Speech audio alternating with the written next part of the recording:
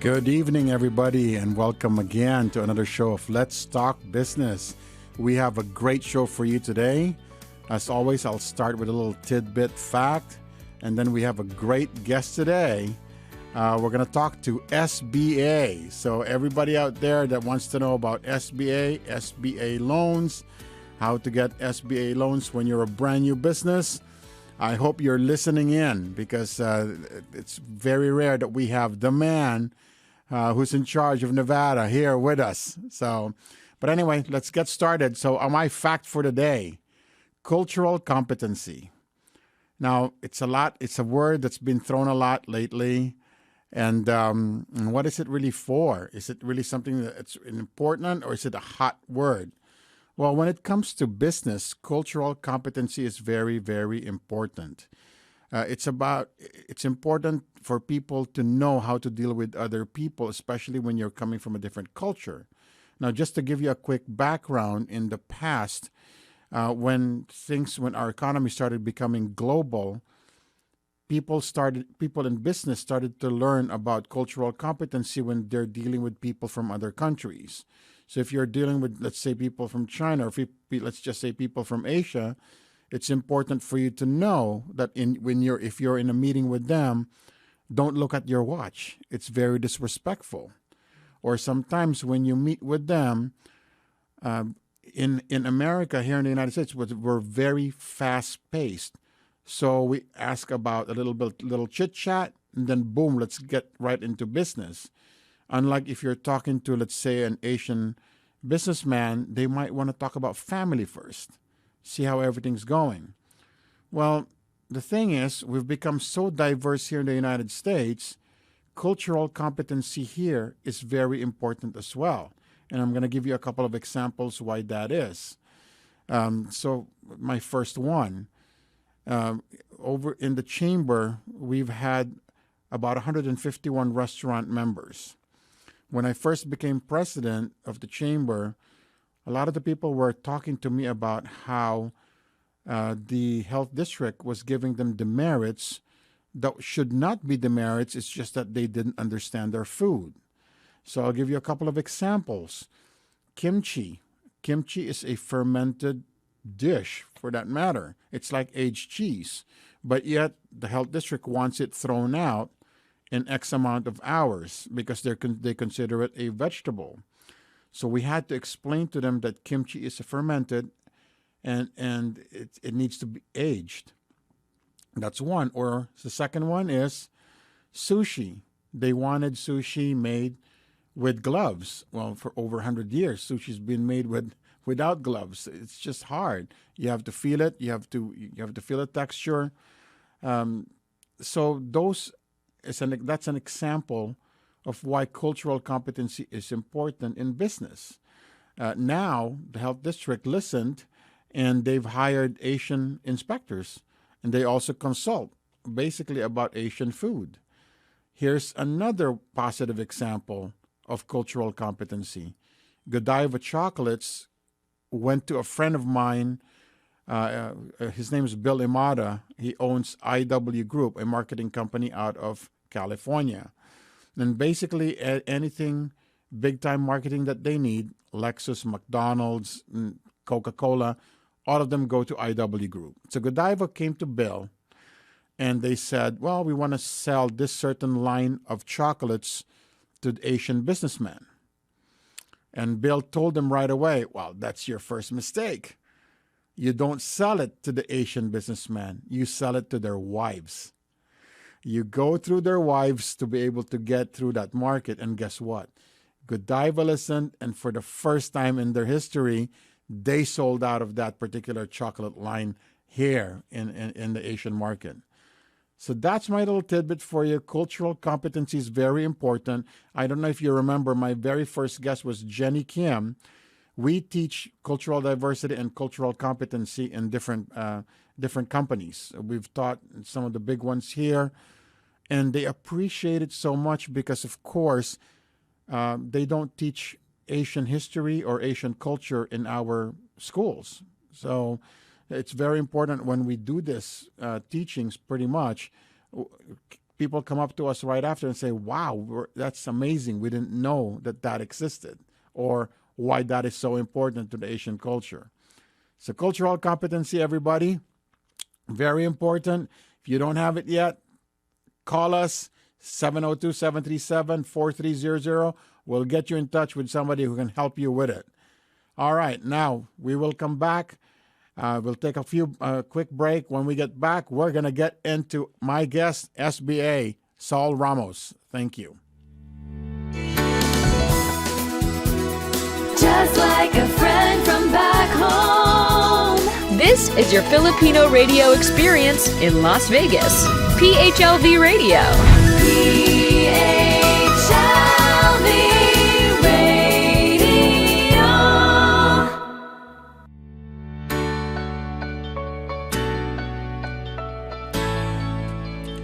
All right, welcome back again. Sonny here from Let's Talk Business. Let me introduce my guest. We're going to have an extended time with our guest today because there's a lot of different topics to talk about when it comes to SBA. He is the Deputy Director for Nevada Small Business Administration, Saul Ramos. Saul, I'm going to let you talk to tell people about yourself. Go ahead, Saul. Sure. Well, first and foremost, thank you so much, Sonny, and the radio station here for having me on. It's truly a pleasure. I am, as Sonny mentioned, the Deputy Director for the Small Business Administration, located here in Las Vegas, Nevada. We do cover the whole state. So SBA is a federal agency, one of the few federal agencies that supports small businesses, and hence the name, Small Business Administration. Before we start asking your questions, Saul, I just want everybody to understand this. Last Friday, we honored Saul at our awards night at the Chamber because Saul has been such a tremendous help to small businesses, especially in the minority community. So during pandemic, Saul not only helped us with doing webinars for our small businesses, but he was also available for us for any questions that we had about eligibility of the program or any details that we had. And up to now, Saul continues to help me out. I just called him yesterday about something. But anyway, Saul, thank you so much for that. I just wanted to make sure people know about that. So. No, my pleasure, Sonny. And, the feeling is mutual because with your collaboration, we were able to really get to a lot of folks within the minority or underserved community, or for that fact, throughout the whole community, making sure that no community was left behind. So your efforts are equally appreciated. Thank you. Well, let's start with that. Are there any more programs available that's pandemic related, or are we all done now for now? Well, that's a yes and no answer, right? Okay. So, let me explain to you why the yes. We do have what's called that Economic Injury Disaster Loan, and many of you know it for the EIDL, the EIDL program. And just a quick summary, that's that 30-year loan at a 3.75 with a deferment of 2 years. So that means that you don't have to give a payment for at least up to 2 years. Some of them may be a little bit shorter. Now, there are a few requirements that you must meet. First and foremost, your business must have been established prior to January 31st, 2020. Okay? Now, that was the loan. There was also what was referred to as the EIDL Targeted Advance. That was up to $10,000 that you didn't have to pay back. Just like any other program, that one has requirements as well. You must be in the low-income community. You must have at least a 30 or 30% gross reduction from 1 year to the other. And most importantly, have started your business prior to January 31st, 2020. So now I mentioned those two programs because here's where the yes comes in, right? The yes, those funds are still active, all right? So now the no comes in that you can no longer apply for them. For everyone that applied prior to December 31st, 2021, your application might still be in the pipeline, so it's still alive, it's still active. So that's the yes. And the no, unfortunately, if you didn't apply, you're not going to be able to apply for it anymore. Now, if they applied and were declined, that's a no, or is there still a way to review their application form? That's a great question. The appeal process is still alive, meaning that for the economic injury disaster loan, if you applied and if you were denied, you're going to have up to 6 months to apply for a reconsideration. Now, if that reconsideration is denied, then you'll be given one last opportunity, which would be called an appeal, and you'll have 30 days. So it's kind of if you want to look at it at a three-phase approach, right? You apply. If you get it, great, you're done. If you're denied, you go through the reconsideration. You have 6 months to appeal or say, I disagree, and this is why. And if it gets denied at that level, then it goes to the appeal, and then you have 30 days. So that's the economic injury disaster loan. Now, on the economic target, remember that's the up to $10,000. Here is an important date you might want to remember. If you were denied for that up to $10,000, again, economic injury disaster loan target advance, you have until February 15th to apply for what we are calling a reevaluation.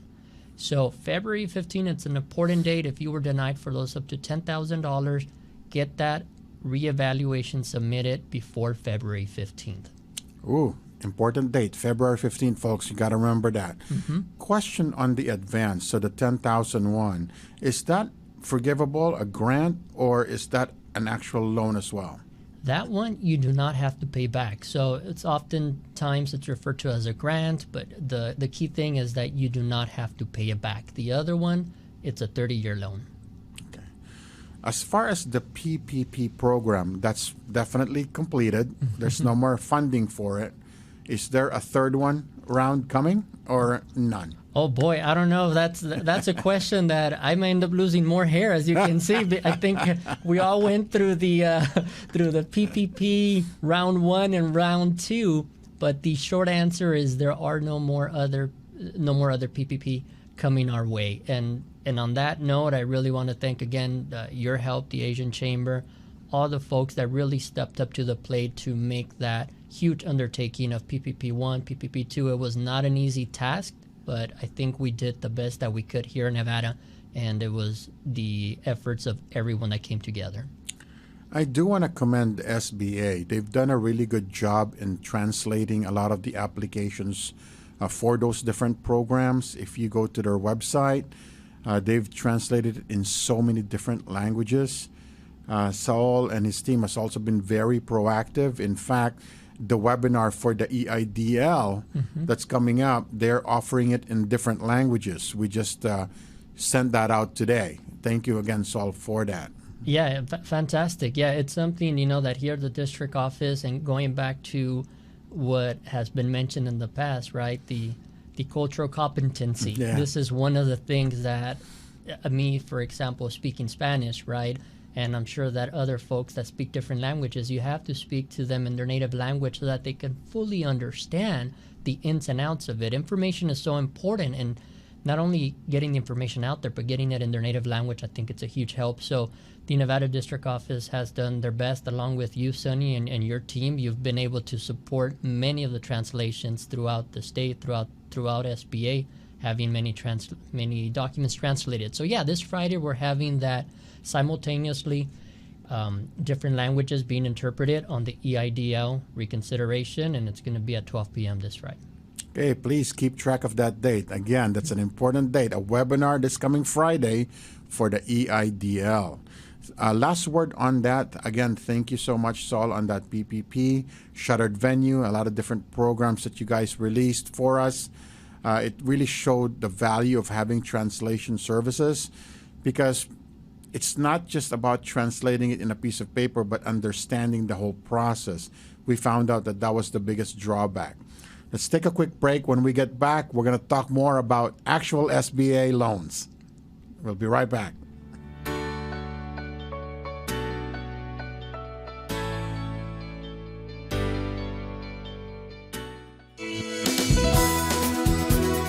Just like a friend from back home. This is your Filipino radio experience in Las Vegas. PHLV Radio. PHLV Radio.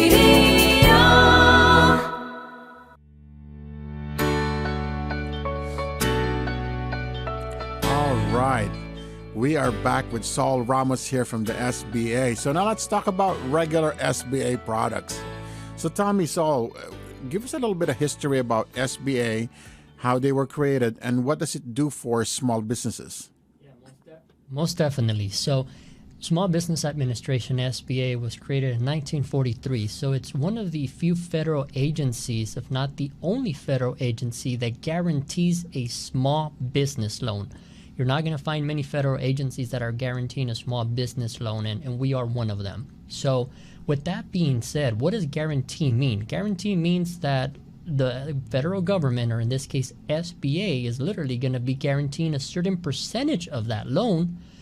And what does that do for the lender? The lender is going to have reduced risk, right? So if they are going to loan, and if there's a guarantee behind it, the chances of them loaning it are going to be a little bit higher. So that's how we work hand in hand with the lending institutions. Now, in a traditional space, we are not a direct lender. And I use the word traditional because that's prior to the pandemic, that's what we were doing.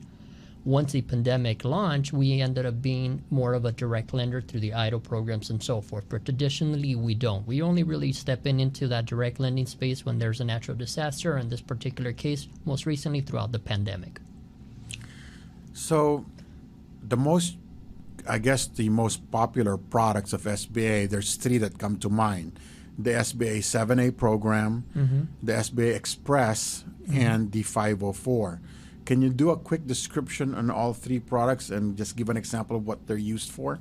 Yeah, so the 7A program, it's one of what we try to call our flagship programs, that it could be used for many multiple things, right? It could be used for working inventory, it could be used for working capital, it could use to be purchase real estate. So as some examples. And the 504 primarily focuses more on real estate or fixed assets. And the Express, again, it's a little bit of a mixture of similar to the SBA, when you can use it for many working capital, working inventory, or other pieces of it. So each one of them is under the SBA umbrella. Each one of them, going back to the guarantee, has a certain percentage of a guarantee that can be used for that.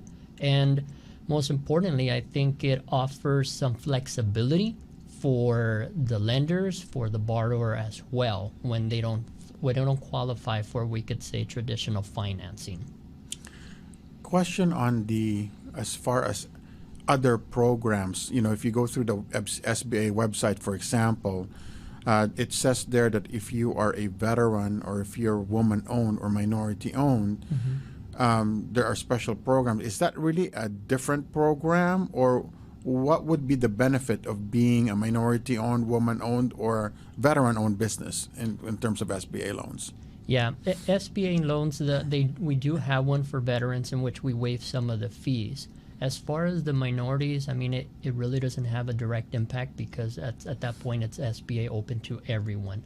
Now, on the minority side, we do have certain certifications under the SBA, so a little bit different from the lending side of it, in which SBA now, in this particular case, plays a role with the government contracting space, meaning that the SBA has certain certifications under our umbrella, such as a woman-owned small business, such as a veteran disabled business, such as what we call an 8A certification or hub zone, historically underutilized business zones. So in that particular case, it starts diving a little bit more into the certifications that will help hopefully grow and expand your business through government work. Again, in other words, getting government contracts because of that certification, such as a minority. That's actually pretty good. Our guest last week was David Eclipse from McCarran. Yeah, David's and we talked about guy. why it's so important to get certified. So, Absolutely. So it does, as I can see here, it does connect. It does, and I'm glad David was on, because he approaches it more, if you want to call it, from a county or local municipality certification. And in that very same concept or notion, we approach it from a federal standpoint, right? So you can get certifications from a federal, from a state, from a county, and so forth. So different certifications that open different doors. Now, traditionally, from my experience, when it's a brand new business, the SBA 7A is the program that could be used. But of course, a would-be business owner still has to go through a regular bank to get that. Is that the best product that we have? Or sometimes, I'll just be honest, there are banks that are very difficult to get a brand new business, a new loan. Are there alternatives to that? Yes. So although we're speaking about SBA, our mission in general, if you think about it, one of our mission is access to capital. So we really strive to make sure that we have an ecosystem that's providing that access to capital. So to your point, sometimes the 7A might be a good program. Sometimes it's not going to be. Sometimes SBA may not be the best fit for that business. Now, does that mean that they have no other avenue? Absolutely not. That means that there's going to be what we call maybe other alternative lenders. For example, we have what sometimes are referred to CDFIs, Community Development Financial Institutions, which sometimes end up working a little bit more closely with the startup businesses. So we have a different amount of programs or different programs. We have different lenders, some of them under the SBA umbrella, some of them may not be. But the fact is that there's this ecosystem that can hopefully get you funded. And as far as the list of CDFIs that are available, especially on startup businesses, what's the best way for them to get, make sure that it's a good program, it's a reputable company, and not just a fly-by-night, I don't know who I'm dealing with? Yeah. So we do have, there's different ways of doing it. We have through the SBA a platform called Lenders Match. Okay, so it's you go to sba.gov and you search Lenders Match, and what that platform does is that it's going to help you identify lenders that may want to do business with you, and it's going to be done in this platform. So now you're tapping into the SBA network of preferred lenders, of potential CDFIs, or other lenders that may want to do business with you. So that's one way of doing it, right? Going in there, literally, they're going to match your lender with the borrower. That's what that platform was created for, and it's been very successful. The other approach is, of course, reaching out to the district offices, right? To, in this particular case, to the Nevada district office, and giving us allowing us to have a conversation to see where we can help you. Thank you. That sounds great. So, as far as interest rates are concerned, let's say a CDFI versus a private lender. We've heard of private lenders having enormous amount of interest rate. How would you compare the two? And is there a limit or a ceiling on what CDFIs can lend to a startup business? Right. CDFIs, many of them have many of our programs. Many of them could do 7As or microloans or whatnot that we have. So as far as the interest rate, there's always going to be a prime, kind of what the prime is, plus a spread. So depending on what that spread is, and depending on the size of the loan, it could vary, sometimes to 2 up to 6% more than what the prime is. So it is going to fluctuate. The advantage of going through the SBA programs, it's sometimes that you have, again, a little bit more flexibility with perhaps the credit score, perhaps the collateral. So we might be able to look at it otherwise from a different perspective and engage in those conversations to see how potentially we can work with that business owner. Whereas maybe on the private side, on the traditional side, they might be a little bit more stringent or more strict on the guidelines. I've been a banker for 17 years. Ooh. And my first rodeo with SBA years ago, it was a very long process, let's just say. Right. Over the years, it really has gotten better. But in your experience, what would be the best advice that you can give for let's say a brand new business owner and wanting to look for access to capital? What are the most important things for them to have with them when they're shopping for a loan? Good question. I would say that one, you really need to be prepared, right? You really need to know your numbers. You really need to get either that. For example, one of the things that SBA offers as well is technical assistance, right, through our resource partners. We have many resource partners that provide that technical assistance so that you're prepared before you go to the lender. The last thing you want to do is go and request a loan and not have all the information ready. Okay, they might be asking you, how are you, what's your projections, right? How are you going to be able to service this debt? At the end of the day, we got to take a step back and really look at it.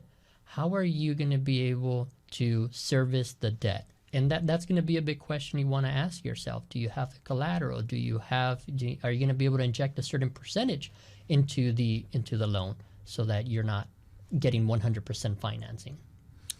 And then, of course, as properties are concerned, does SBA offer SBA loans too for, let's say, hotels, motels, and things like that? Absolutely. As a matter of fact, we have a pretty active lender here in Nevada that focuses a lot on hotels, motels.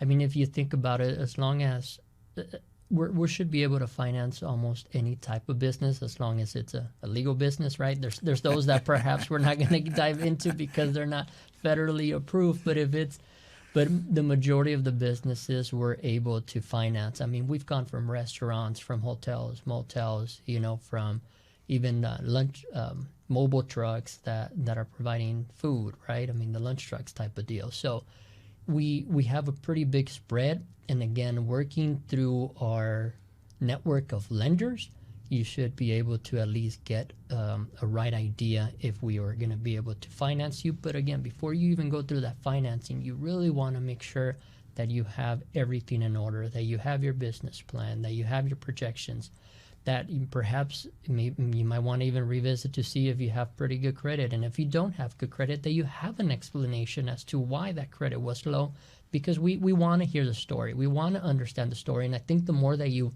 share the story and make it quite clear, you position yourself in a good place.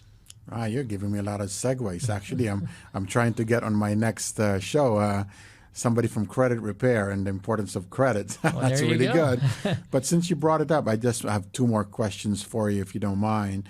As far as eligibility for SBA, there are certain businesses or industries that we still are not allowed, right? I'll just give you a couple and you just tell me if they're allowed or not. Cannabis? We're not into that yet. Evidently, okay. How about gambling or gaming, I should say? And again, that could be a gray area, but for the most part, it's a no, depending on where how the business is structuring it. We potentially could look at it, but for the most part, it's no. Religious entities, churches? Not at this point. Okay. All right. Just wanted to make sure. Brought that up. All right. As far as SBA, can you tell our audience what's the best way to reach you or the SBA office if they have any questions or if they need help? Well, yes. The best way, of course, is always reaching out to our Nevada district office, and we have different ways. You can reach out to us via email, and our mailbox or our office mailbox is N as in Nancy, V as in Victor, D as in Dog, O as in Oscar, NVDO at SBA.gov. The other way is reaching out to us via phone, 702-388-6611, 702-388-6611. And then the last one, and this is the website, SBA.gov, where you will find a tremendous amount and a large volume of material. You can even use it as a learning tool. Believe me, there's a lot of good information. There's videos that you can watch to prepare yourself. So we have an online tutorial that you can take advantage. So a lot of good material on the website too. Okay, folks, that's our show for tonight. I hope that really helped and that was informative. Saul, thank you very much for coming to our show. Saul Ramos again from SBA. Please give him a call if there's any questions that you have.